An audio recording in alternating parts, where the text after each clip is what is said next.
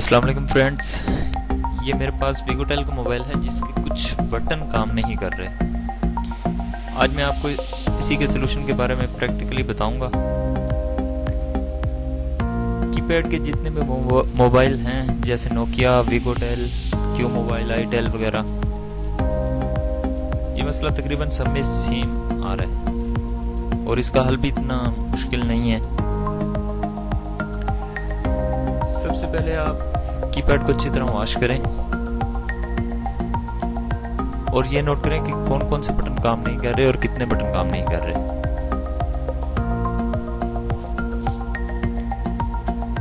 और जो बटन काम नहीं कर रहे उनकी कौन सी लाइन, अंदर वाली लाइन या बाहर वाली लाइन, कौन सी लाइन सेम है, और फिर इन दोनों लाइनों में से किस लाइन पे कंटिन्यूटी नहीं आ रही। पहले ये चीज़ नोट कर लें और फिर आपको इसका सलूशन जो है वो इतना मुश्किल नहीं लगेगा। जैसे ये मोबाइल है, इसका 2 वाला बटन काम नहीं कर रहा, 8 वाला बटन काम नहीं कर रहा, हैश वाला बटन काम नहीं कर रहा। इसकी जो है अंदर वाली लाइन जो है वो इन तीनों बटनों की सेम है और अंदर वाली लाइन पे कंटिन्यूटी नहीं आ रही।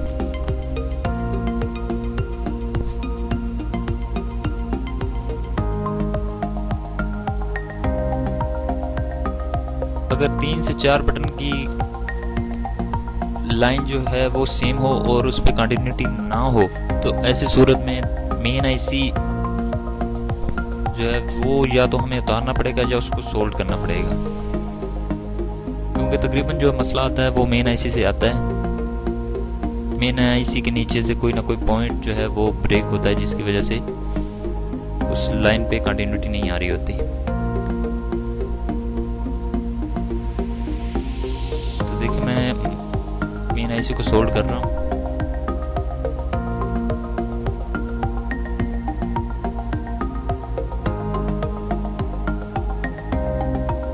आपको पहले मेन आईसी को सोल्ड करना है, मेन आईसी उतारना नहीं और ना उसको हिलाना है।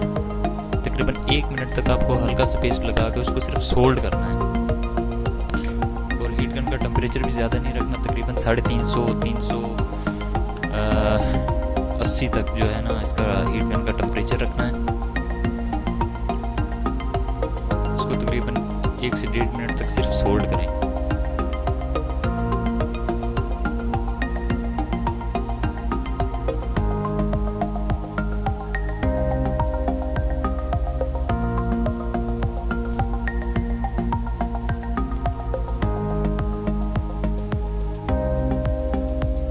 और ये चीज़ भी नोट करनी है कि मेन आईसी जो है वो बिल्कुल ड्राई नहीं होने देना, उसको हल्का सा पेस्ट लगाते रहें साथ साथ।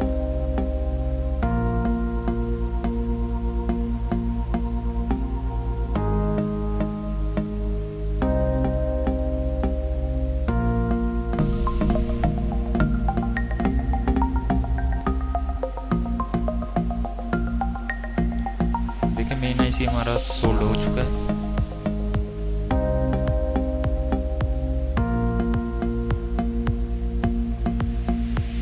ठंडा होने देते हैं फिर चेक करते हैं इसको।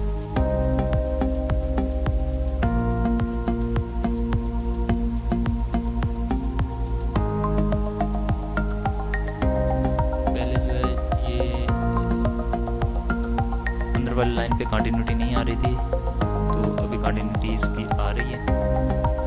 मैं आपको चेक भी कर पाता हूँ, ये बटन काम करेंगे।